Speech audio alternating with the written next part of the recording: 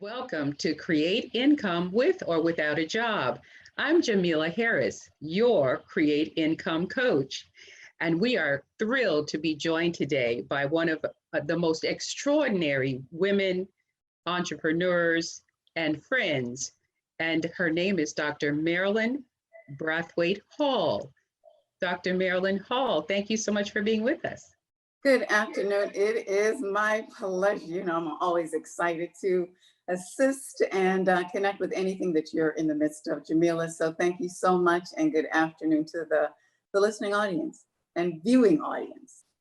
Well, I'm really excited about them getting to know you and receiving from your amazing gift that you have for personal coaching and assisting us to literally travel through adversity and uncertainty and with some sense of, resurrection and redemption and self-care. If you'll allow me one moment, I would like to share your background with our viewing audience. Dr. MARILLYN Brathwaite Hall is a certified personal coach and consultant who brings an integrated perspective to counseling, personal coaching, and psychoeducation. Dr. Hall conducts coaching to assist individuals to restore mental wellness and transform their lives after suffering mental, physical, and emotional trauma. Adversity in her personal life experiences have anchored Dr. Hall's deep appreciation for the transforming power of the human spirit through triumphs, traumas, and brokenness. Dr. Hall earned her bachelor's degree from Tufts University and an EDM from Harvard University, and further specialized in counseling psychology through study at Northeastern University and a postdoctoral fellowship at Georgia State University. Dr. MARILLYN Brathwaite Hall co-hosts a weekly radio show and podcast, Wellness Wednesdays, where she coaches and inspires individuals to restore well-being after the trauma of Hurricanes Irma and Maria in 2017. She is the mother of two daughters, Sakile and Kiamsha, and wife of David Hall, president of the University of the Virgin Islands. So we are delighted to have with us today Dr. MARILLYN Brathwaite Hall.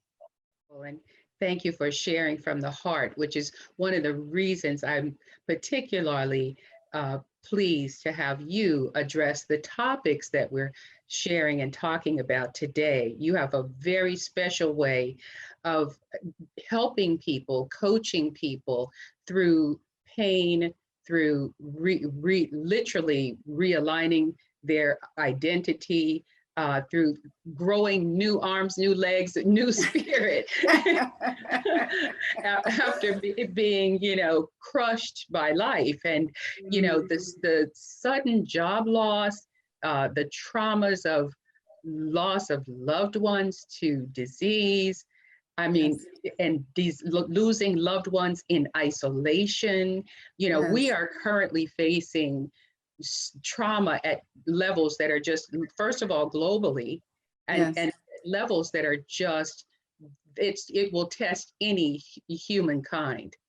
So I really am appreciative of you starting to talk with our audience about, what are some of those things that we can do in order to begin to cope with and develop a way to go through, manage through, and survive trauma. Well, what becomes important to begin is to acknowledge that something has happened.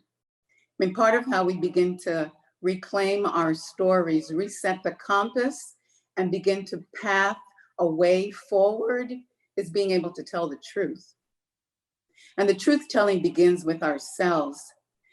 I know that there are many who have experienced the reality of the furlough, of the business that is no longer in existence or perhaps is on hiatus, and that regular paycheck, the insurance that was to come is no longer. The challenges you described of loved ones who are far away, perhaps have been lost. But the beginning of any journey of starting over is that we have to tell the truth. We have to acknowledge that this is our reality. And so trauma is this distorted experience of what happens when we feel threatened and we perceive that threat to be imminent and upon our lives. And so trauma is a personal journey and experience, from a car accident to a hurricane, to a dental procedure, to an assault upon the person, but also it's its own assault upon our way of life and being now. There's a collective experience globally, stateside, locally, wherever you are, that is occurring. And so to begin, we have to speak the truth, what has happened. And so starting from that place, we can begin to then name the loss that is present. And so oftentimes the responses to trauma are biological or physiological response to a thing that is threatening. Is that for many of us, we fight, we freeze, or we flee. And so that's often the response, certainly to natural disasters and to things unplanned, but very much the same thing that we are going through in this pandemic. Some of us have frozen. I mean, this freeze response that we get stuck, the stuckness, the stuck places. And for many, that experience is one that is familiar. So it's touched that button and that place of being re-traumatized to that place of feeling like control has been taken away and this thing that was not planned has occurred. So that frozen place that freezes mind, body, spirit, the capacity to think and to rationally begin to explore options is a real, natural, and let me say, normal response. Okay, so some of us freeze. That was my own personal response physically going through the hurricanes here in the Virgin Islands, frozen for 15 minutes. And the most profound fear I have never felt in my life. And I shared with you very briefly my own trauma background. And so this trauma response is a real one, so freezing. So those of you who may be listening and viewing, to think about, what has your response been to this reality of COVID-19 and the traumatic impacts? Some of us flee, we run, oh Lord, we run, does not happen to me, run. So there's a disconnection from what is happening.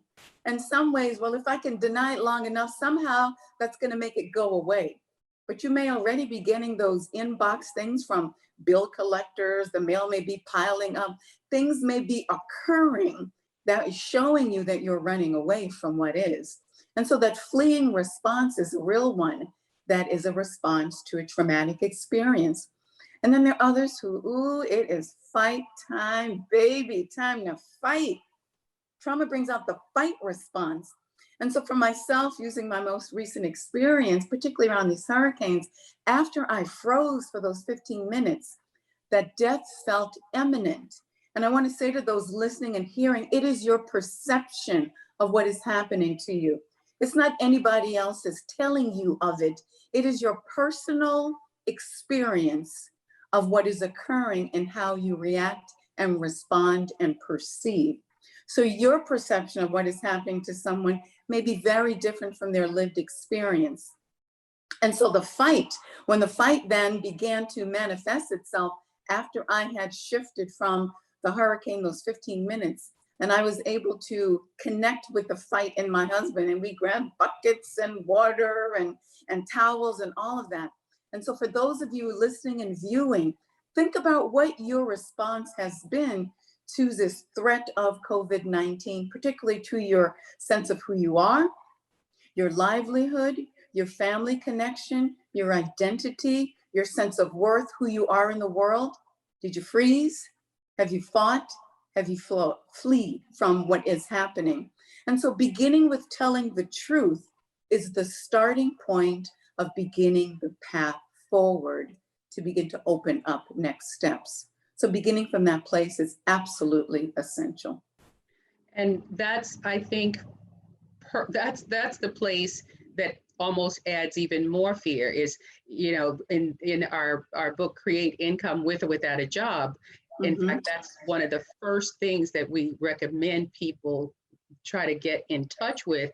Mhm. The financial fear is usually paralyzing. I mean, it's just Right. overwhelming. So we try to, we promote and recommend and teach people in the book, through exercises, how to Mhm. face their financial fears, and then establish a 90-day transitional Mhm. period where they can kind of free themselves from that fear, there's the crushing part of that fear, in order to be able to, take some type of creative action, have some type of creative thinking, toward what they will do next. But just what you're speaking of is terrifying in itself, facing the fear, telling the Yes. truth.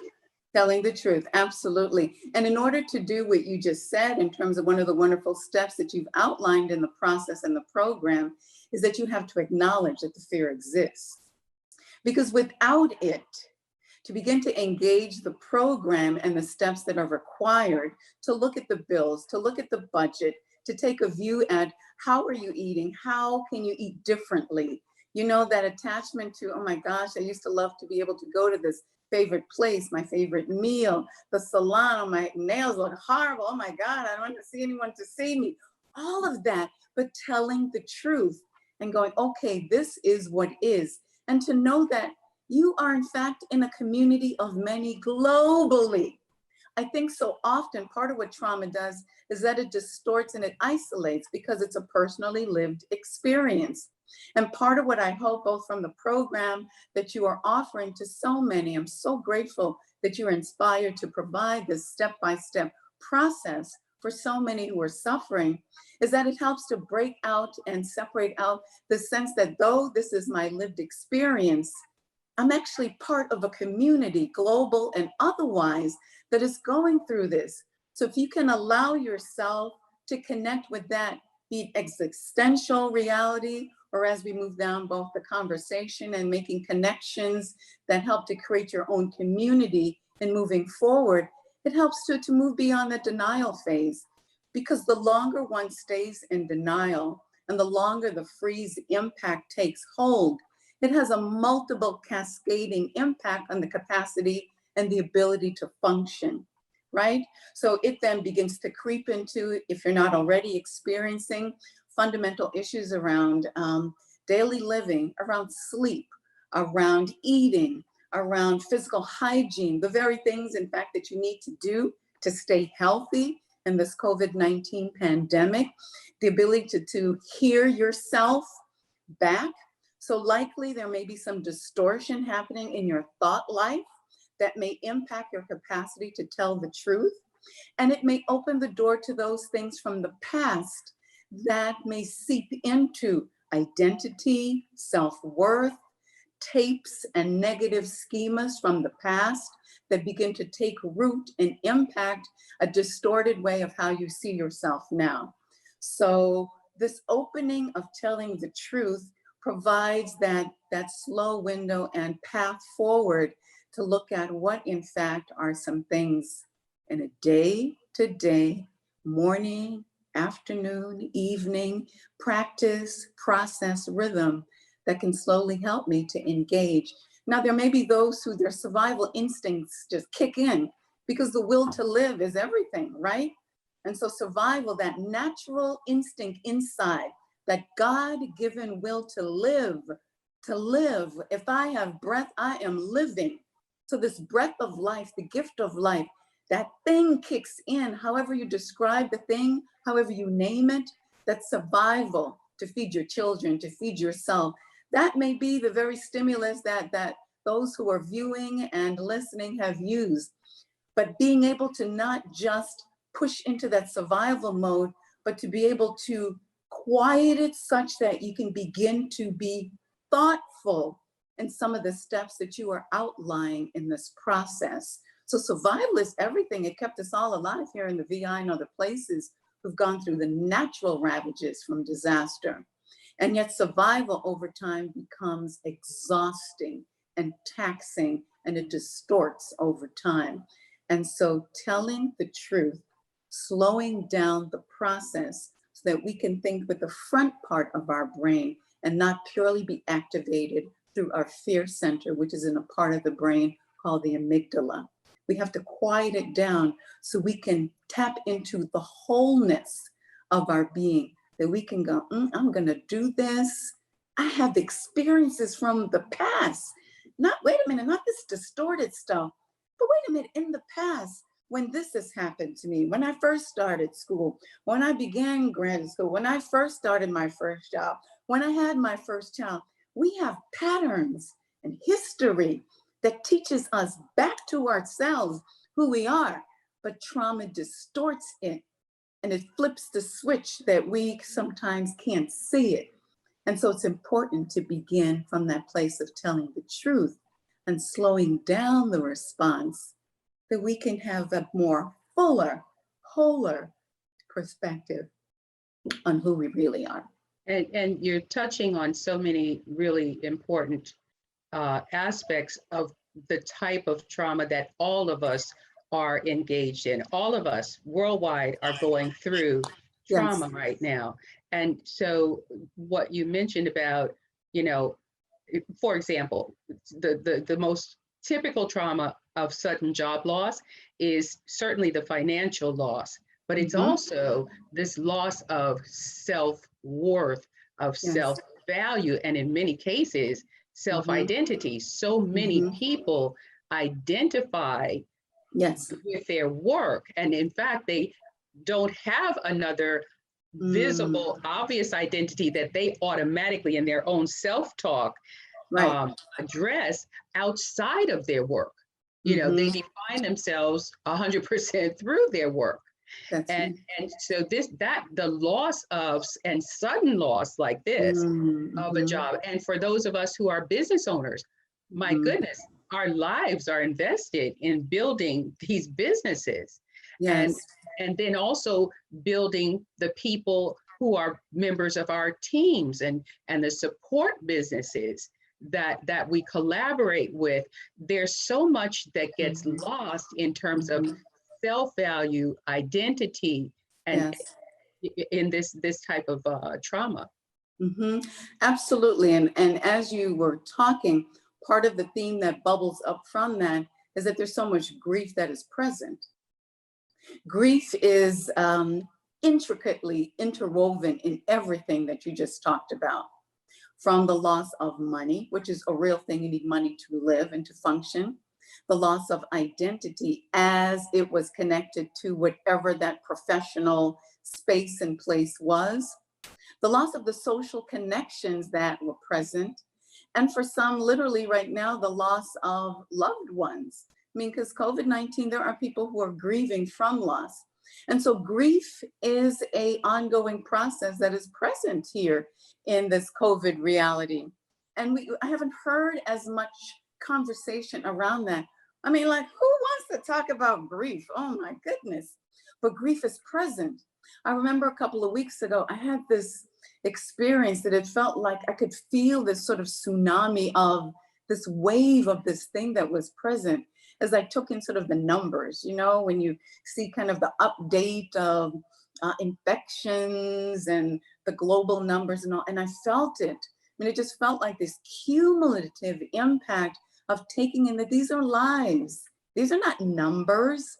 These are human beings who are sons and daughters, husbands and wives and grandma and grandpa and babies and real life people.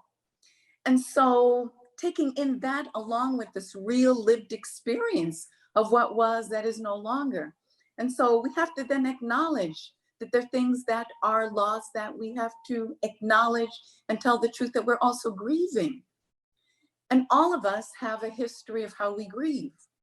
We don't often use that language. We typically associate it simply with sort of death, typically around a loved one.